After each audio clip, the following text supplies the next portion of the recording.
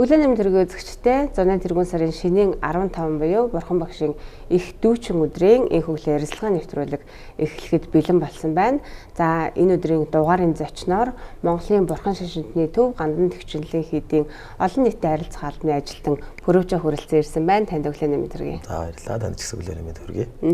Бурхан багшийн их дүүчин өдөр гэдэг маань Бурхан багшийн эхээс мэндэлсэн, за гэгэрлэг олсон нирван дүрийг үзүүлсэн 3 том зүйл давхцсан өдөр гэдэг шүү дээ. Түүхээс нь хуваалцвал. За Бурхан багш 2500 жилийн өмнө анх мэндэлсэн байна. За тэрний дараа гэгэрэл төрж байгаа хүрсэн тийм ээ. Тэгээ 81 өдөр дээр нирван дүрийг үзүүлсэн. Энэ одоо энэ үеэс ахуулаад Бурхан багш яг вөхөр бусдын төлөө гэгэрэл төрсөн гэж үзэж байгаа. Бусдын амар амгалан толгой гэгэрэл төрж. Тэгээ гэгэрэл төрөх одоо гэгэрэл төрн маань хүрнэ гэдэг маань юу гэсэн үг вэ гэхээр зовлонгоос хатсаж байгаа гэсэн үг. Зовлон гэтлэхгүй зовлонгоос хатсаж байгаа. Тэгэхээр энэ үйл явдлыг одоо Бурхан багшийн мэндэлсэн гэгэрэл төрсөн. За нирван дүрийг үзсэн энэ одоо үйл явдлыг бол биднээс 2500 жилийн өмнө Бурхан шашинтай хүмүүс бол тэмдэглэж ирсэн. Бурхан багшийг жаншаасны дараанаас тэмдэглэж ирсэн байдаг.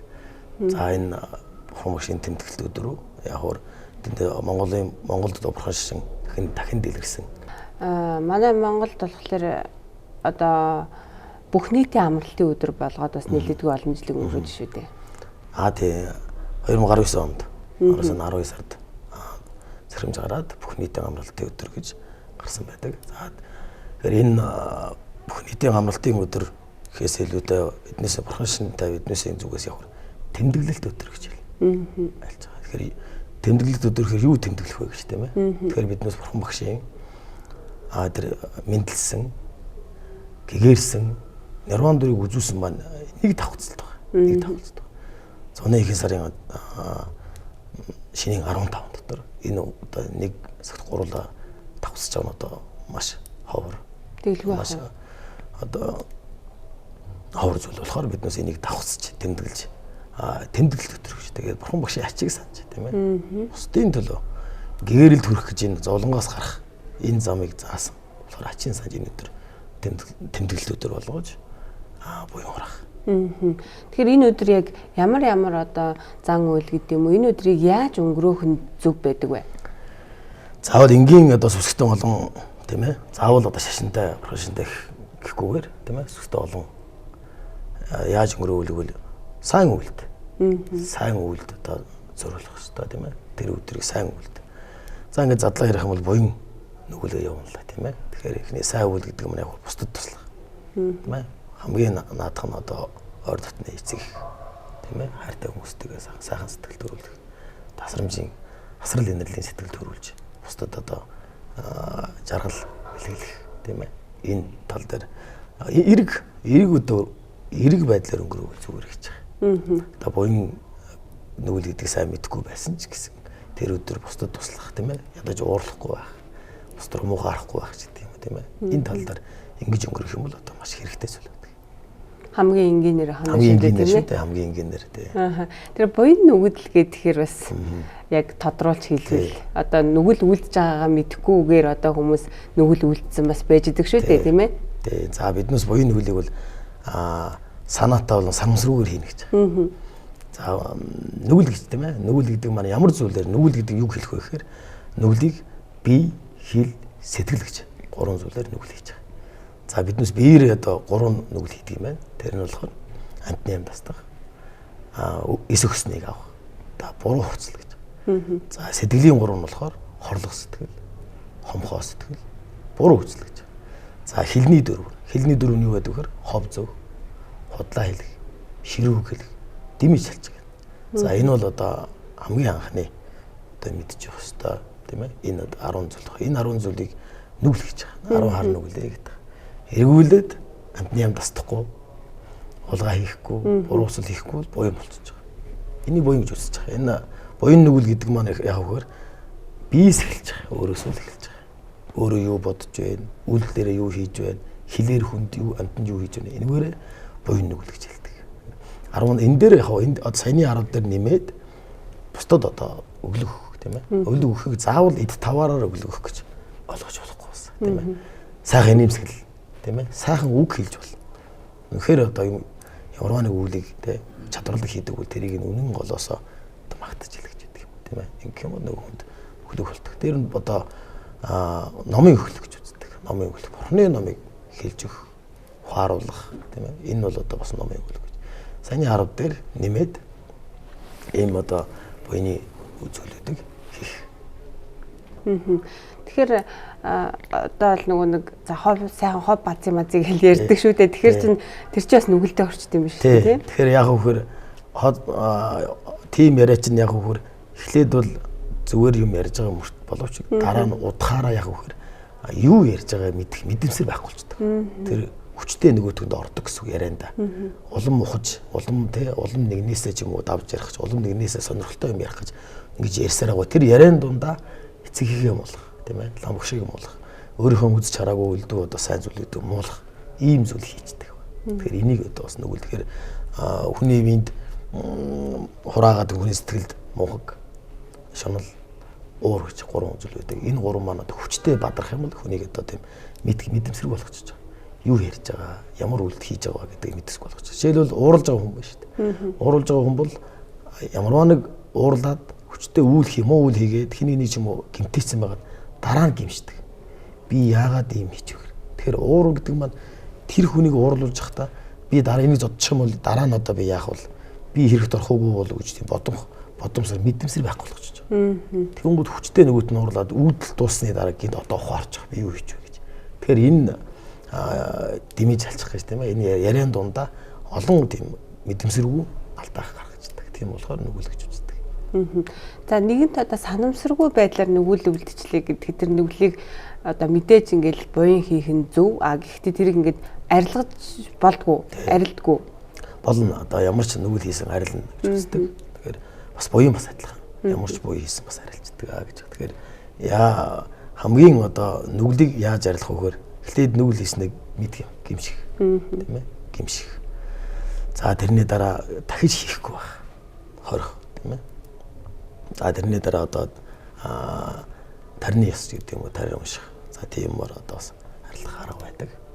Ийм маягаар одоо арилгана. За хийсэн буян маань яаж арилдаг вэ гэхээр хийсэн буян хийгээд хийсэн буяныг нэг зориулахгүй бол тийм ээ? Юмд зориулахгүй болохоор яах вэ гэхээр муу сэтгэл төрөх. Бусдыг одоо өөрийг өндөртөж бусдыг дорд үзэх гэдэг. За бусдыг алгачаалах сэтгэл төрөх юм хүчтэй тийм төрхөөр хийсэн буян маань арилжна гэж үзэж байгаа. Тэгэхээр буян хийгээд хийсэн буяныг зориулах ёстой. Ямарваа нэг юм тийм ээ үйлд юунд ч зориулж болох юм тийм ээ. Өөрийнхөө энэ насны одоо эрүүл мэндэд хойд төрлөө сайн төрөх гэдэг юм уу. Эсвэл бусдад зориулсан ч болно. Эцэгтэй ч гэдэг юм уу. Зовсон хамаг амтан ч гэдэг юм уу тийм ээ. Зориулсан буян маань яг үгээр зоригтой хүрэн хүртлээ арилддаг гэж. Нэгт олуулаа хийсэн бас буян маань бөөнөрөө багслаад бөөнөрөө буян хийх юм бол тэр манаас арилддаг вэ гэж үздэг. Тэр буян маань арилддаг гэж үздэг. Бурхан багшийн гэгэрлийг олсон за гэгэрлийг олно гэдэг маань зовлонгоос гэтлгэх гэж байгаа шүү дээ. За хүмүүс одоо би гэгэрмээр байна гэж их ярьдаг шүү дээ. Тэгэхээр зүгээр байж байгаад мэдээж бол гэгэрлийг олохгүй нь бол маш одоо хэцүү зүйл. Тэгэхээр гэгэрлийг олохын тулд яг яах ёстой юм? За гэгэрэл гэдэг маань яг наадад нэг хүний сэтгэлд хүнээс эхлэх юм бол хүний сэтгэл дотор 84 мянган муу сэтгэл байгаа гэж үздэг. За 84 мянган одоо номын цогц байгаа. Тэр үгдийг арилгах ерөн дүр гэсэн. Тэгэхээр хүний сэтгэл мунхаг гэсэн тийм ээ. Мунхаг, хүсэл тачаал, уур гэж гурван зүйл бидний зовоож байгаа гэж үзэж байгаа. Тэгэхээр ерөнхийдөө шууд ингээд хэлэх юм бол саяны энэ гурвыг л одоо сэтгэлээсээ оргонцгой арилгах юм. Ингэх юм бол одоо гэгэрэл төрж байна гэсэн. Бурханд бол одоо уур тийм ээ байхгүй. Хичнээн сайхан алт эрдэнэс өргөөд ингээд бурхан баясаад хөөрөх тийм байхгүй. Саяны гурвыг арилгачаар тэгш болчдөг юм. Юу ч хийсэн одоо нэг тэгш өнцгөр үздэг. Тэгэхээр гэгэрэл төрн маань гэдэг нь сэтгэлийн хэрэг арилгах нэгт. Саяны гурван одоо зүйлийг сэтгэлийн хэрэг гэж байгаа шүү дээ тийм ээ. Энэ гурван зүйлийг л одоо ор өнцгөр арилгах. Би хамгийн товчхон ярьж байгаа шүү дээ тийм ээ. Хамгийн товчхон ярьж. За дэлгэрүүлэх юм бол одоо маш их олон ном тохиомол бий тийм ээ. 84 мянган муу сэтгэл гэж би анх лам болчоод энэ хичээл сууж байгаад хуруугаараа тоолж үзэж байлаа. 84 мянган муу сэтгэл гэдэг нь ингээд уурлах гэж тоосон чи 10 хүрдгүй. Тэгээд одоо яагаад 84 болно гэж тэгж ирэлжсэн. Тэгэхээр яг бидний мэдэхгүйгээр маш олон нарийн муу сэтгэл, маш олон нарийн их гардаг. Энэ бүгдийг одоо арилгах ерөндөг нь Бурхны ном. Бурхан багш айлтсан Бурхны номоор ямар сэтгэл гарan тэрийг яаж арилгах ерөндөг нь Бурхны ном. Тэгэхээр ном үзэж сэтгэлийн хэрийг арилгавал гэгэрэл төрнө гэж боддог. Ихэвчлэн манай монголчуудыг би бол нөгөө шашин шүтлэгтэй гэж хардаг. За шинэ 15-да нэг гандандаа орчдөг ч юм уу. За одоо хаврын тэргүүн сарын шинэ нэг ингээ болдог. Тэгэхэд 15-да багтааж засал намаа хийлгүүлнэ гэл ерөнхийдөө тэгдэг шиг тийм. Шинэ 15-да засал ном хийлгэх гэж ярьдаг тийм ээ. Тэгэхээр ер нь бол заавал албагүй ба. Шинэ нэгнээс шинэ 15-ны хооронд Бурхан багшийн одоо эрд төвлөгөө үзүүлсэн өдрүүд гэж үздэг. Хаврын сарын шинэ нэгнээс тийм ээ 15. Тэгэхээр энэ өдөр бол бас буянд шамдах хэвээр ер нь бол бусдыг одоо бусдын төлөө өөрийнхөө одоо бас төлөө тийм ээ энэ буянд шамдаж тэр өдөр заавал 15-да заслам хийх шаардлага байхгүй байна. Тэр өдөр буяндаа шамдаад буян хураачаад за өөр дараа өнгөрсөн дараа өөрийнхөө юм уу нэгсэн заслам хийх гэж. Буянд шамдах гэдэг үгийг заслан хэлэх ёстой гэж тэгж ойлгож байгаа. Тэ ер нь бол буянд шамдах өдөр шүү гэж. Тэр өдөө буяндаа шамдаад урд жилийнхаа нүгэл хилэнцэг байдаг тэрийг арилгаад намжлах тухайд. Ирээдүйд одоо буян хэрэгтэй болохоор буян яагаад хэрэгтэй вэ? Жаргахын үндс нь буян гэж үздэг. Жаргалтай хүний бие хамгаалан ухаантай хүний сэтгэл хамгаална гэж байна. Шантайгийн гигэний одоо альцсан альтер төр байдаг. Тэгэхээр буян хураах өдөр шүү гэж уулна бол гэж байгаа. Тэгэхээр тэрний дараанаас 15-наас хойшоо бол заслаа хийлгэж болох юм. Ялгаан дээр. Тэгэхээр Бурхан багш ихтүүч өдрөөр мэдээж одоо мах идэхгүй цагаан ол идэх ёстой гэж бас тиймэрхүү зүйлсүүд идэг шүү дээ. Ер нь бол буян хураахтаа нөгөө цагаан ол идэх маань орж байгаа. Гэхдээ утгыг олж идэх ёстой. Зөвхөн цагаан ол идчихвэл болчихноо гэхгүйгээр улам одоо бодож цагаан ол идэх нь ямар утга учиртай юм, ямар ач тустай юм гэхээр амтны аймыг төвчих, амтны аймыг хорохгүй байх.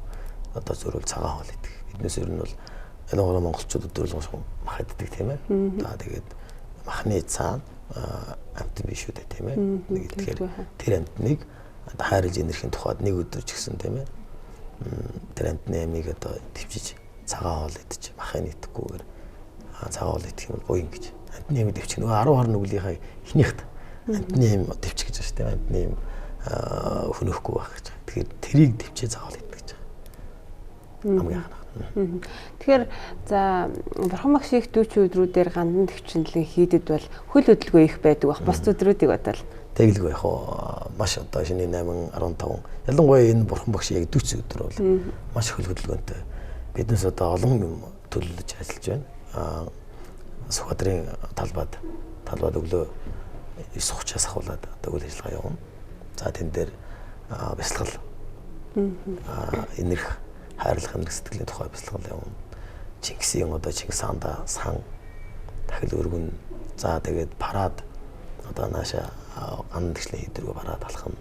За энэ тэнд үйл ажиллагаа явж байгаад энэ давхар энд өглөө 4 цагаас манай андагшлын хийдийн хамт манай төгчин сожин гэж нэг өдрийн сахил. Хүмүүс өсөлтөө олон бол лам хуургууд өгнө. Тэрний дараанаас одоо хурал банагийн хурламууд үргэлжиж ингэж олон ажилтаа явж байна. Нэг өдрийн сахил гэдгээ тодруулж ирвэл. За нэг өдрийн сахил гэдэг маань тэр сахилыг хинч авч болох юм. Заавал одоо юу гэдэг хуурах хүн ч гэдэг юм аавна гэж. Аав нь бус нахгүй гэсэн бол байхгүйгээр хэмж одоо өссөн авч болох юм. Зөвхөн нэгэн өдөр сахил. Өнөөдөр одоо өглөө 4 цагаас авлаа гэж маргааш өглөө 4 цаг хүртэл. Сахих. Тэр сахих юмд зөвхөн хийдий би. Тэр өдөр сахил өсөн лам маань хийж айлтгадаг. Одоо ийм сахих өстой гэдэг зөвхөн. Тэгэхээр тэрийг төвчснээр их буюу хурааж байгаа. Ер нь сахил авна гэдэг юм төвчнө гэдэг маань өөрийгөө хорох буруу зүйлийг хориод сайн зүйл би хий сэтгэлээ зориулахын нэрэлтэй зүгээр ингээ үгээр ярих юм бол тэгэхээр тэр сахилыг авах юм бол маш их буюу хураах. Буян үйлдэх гэдэг маань бусдыг хайрлаж энэрх гэдэг юм шүү дээ тийм ээ. Эхлээд бас нөгөө хүн өөрийгөө хайрлаж иж бусдыг хайрлна гэж ярьдаг шүү дээ. За ер нь тэгж ярьдаг. Тэгэхээр бусдыг хайрлах гэж гонсоор Бурхан багш түрүү хэлсэн тийм ээ. Бурхан багш бусдын төлөө гэгэрэл тавьсан гэдэг байна тийм ээ. Тэгэхээр яагаад тэгэхээр биднээс бусдаас хамааралгүй гэж байдаг юм байна. Ямар ч хамаарлаггүй оршоогүй эцэг их тийм ээ. Хамгийн наацх нь тэгээд хэрвээ эцэг ихийг байхгүй бол эцэг ихийг оруулсан асрагч байдаг. За тэгээд цэцэрлэгийн багш, сургуулийн багш гэдэг. За тэгээд найз нөхөд. Муу найз хүртэл биднээс ачтай юм байна. Биднээс бол ачтай. Биднээс муу юм хийсэн хүнийг хараад би ингэ хийхгүй шүү гэж. Өөрөө сэргийлж өгч. Тэр хүн ачтай байна. Тэгэхээр бусдыг энэрх хайрлах гэдэг юм. Тэр биднээс ачтай болохоор тэр ачийн санаж байгаа. Хэрвээ тэд байхгүй бол бид бас оршихгүй тийм ээ. Шүтэн барил гэж зүйлэр байж идэг. Бидний идэж ууж байгаа өнөөдөр өмс зүүсэн энэ бүхэн бусдаас хамааралтай юм аа. Тэгэхээр бид бусдын одоо Монголын зүйц үг гэдэг шүү дээ. Өөрийн хэрэг бүтгэс төхрийн хэрэг бүтгэж. Тэр цаа дутхан тэр байхгүй юу? Тэр хүмүүсийн ажил бүтэж тариалан талбай тийм ээ. Мал онор за өөр юу гэдэг бүх одоо барилга байшин бүгдийн ажил нь бүтээ явж бол бидний хийх зүйл багасж бидний идэлх зүйл ихсэж байгаа. Тийм ээ. Биднээс өнөөдөр 5-10 төгрөгөө зараад юм худалдаж авч байгаа ч гэсэн тэр хүмүүс хийгээгүй биднээс худалдаж авахгүй байна. Тэр хүмүүс хэрвээ хийхгүй бол биднээс бүгдийг шинээр эхлэх тийм үү. Тарилангаа тарин хувцаа ойж өмсөн тийм ээ. Ингээл олон юм байна. Тэгэхээр ингээд бодохоор энэ амьтад биднээс бүгд нь тустай юм байна. Ганцхан хүн гэх юм байхгүй. Амьтан ч гэсэн хүртэл ялаа шумуул эдөө шавж янз бүрийн амьтад ч гэсэн байгалыг тэнцвэртэй байлгахын тухайд тэднээс оршиж идэг.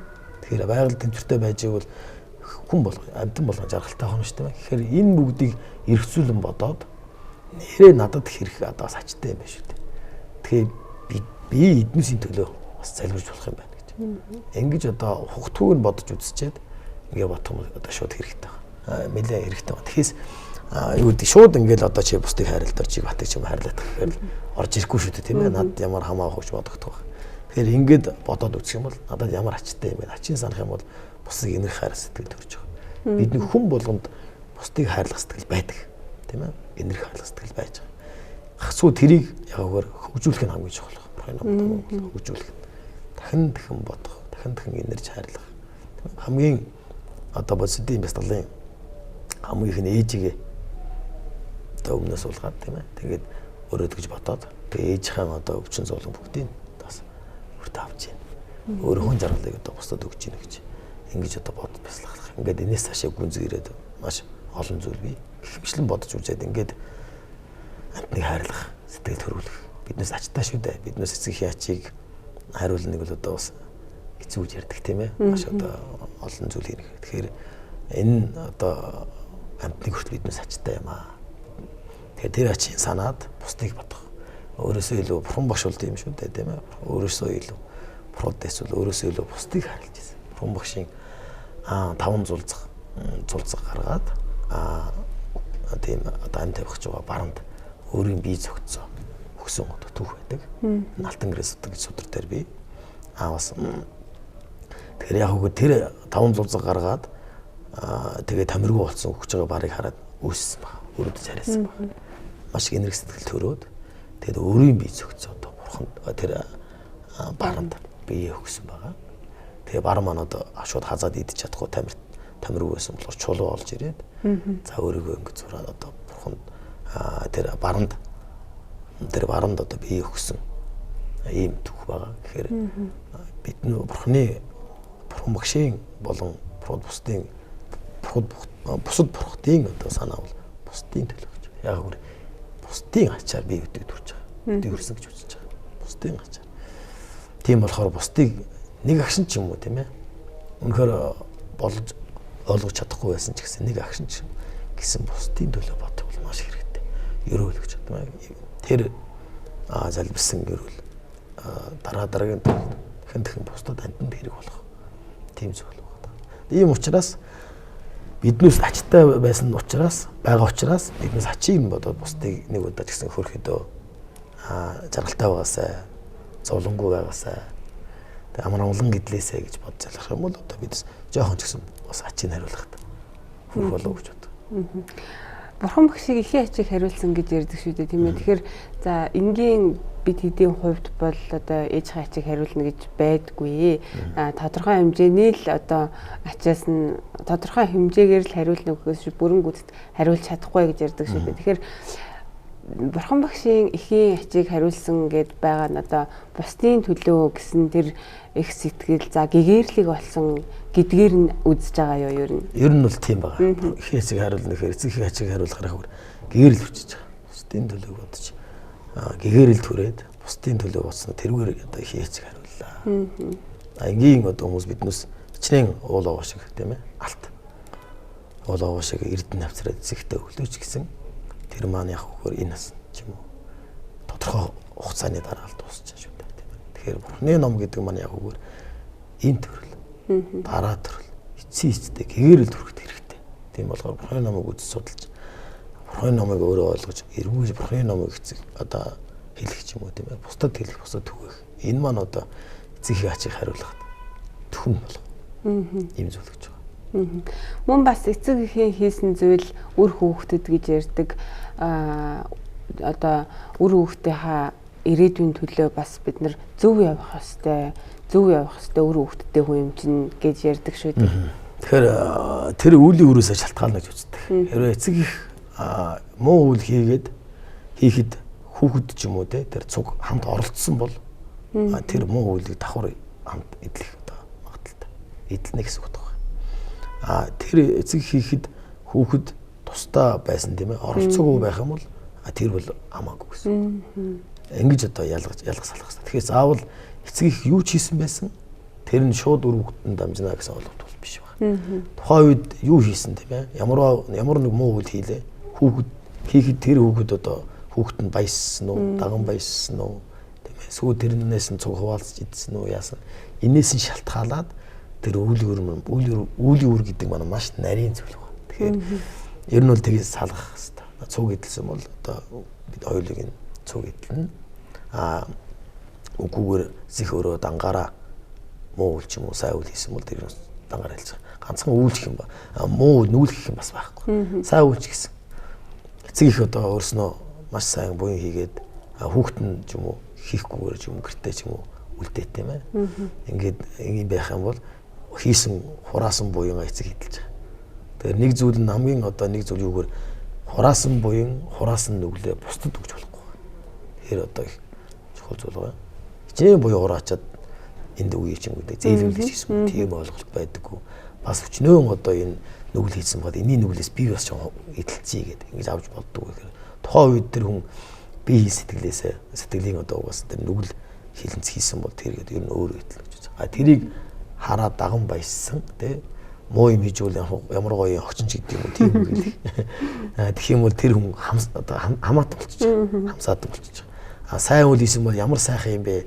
Сайн үйлдэнд баясыг дагаа их юм тэр одоо хүний сайн үйлд дагснаар бас буй хурааж байгаа. Ийм хоёр талтай. Тэгэхээр ялгаж салгаа болох. Бурхан багшийн маш олон сургаалууд байдаг шүү дээ. Тэр дундаас таны одоо яг мөрдөж явдаг ч гэдэг юм уу яг зарчмын хувьд ингээд байнгын бодож явдаг тийм сургаалаас илүүл. Олон байгаа л да. Олон юм байна. За бурхан багшийн олон сургаал ном бол яг мөрдөж явдаг өдөр болгон мөрдөж явдаг гэх нь одоо юу юм тийм ээ. Гэхдээ бурхан шашин гэж юу вэ гэх тийм ээ. Юу бурхан шашин хэлэх вэ гэхээр өөрийн одоо нүгэл хилэнцгийг төвчээд буян машгаар хураагаад за өөрийн сэтгэлийг огоот номтох гэж. Энэ одоо энэ бурхан шашин муу юм аа гэж хэлж байгаа. Тэгэхээр тэр талаас одоо маш хичээж явна. Нүгэл хилэнцгийг хийхгүй байх тухайд санаатай болон самсгүйгээр хийхгүй байхыг хичээдэг. Тэгээд сэтгэл номгох гэж. Бусдыг энэр чарлах сэтгэлийг бодох. Тэрийг одоо цаг алдалгүй бодохыг хичээдэг. Бурхан багшийн одоо хамгийн дөрөв туссан сургаал бол бусдыг энэр чарлах. Өөрөөсөө илүү бусдыг хайрлах сэтгэл. Тэр одоо их сэтгэл маань чихэнд одоо хамгийн дөрөв туссан гэх юм уу да. Олон номлолын донд бусдын төлөө буян хийж байгаа энэ их үйлсэд одоо улам дэлгэрэх болтугай танд сайн сайхан бүхнийг хүсье. За баярлалаа. Ингээд үзэж долон тав үзгсэн. Аз жаргал эрүүл сайн сайхан өсөөрөө. Тэгээд бодийн сэтгэлийн эрүүл хэлээ да тий. Бодийн дээр эрдний сэтгэл төрөөгүй нэгэнд нь төрөх болтугай. Төрсөн нэгэнд нь нэс дороотож улам бүр аривжих болтугай. Баярлалаа. За баярлалаа тань. Өнөөдрийн энэ хөглөө ярилцлага нэвтрүүлэгтээ хамт байсан үзэгч та бүхэндээ баярлалаа. Баяртай үзэгч.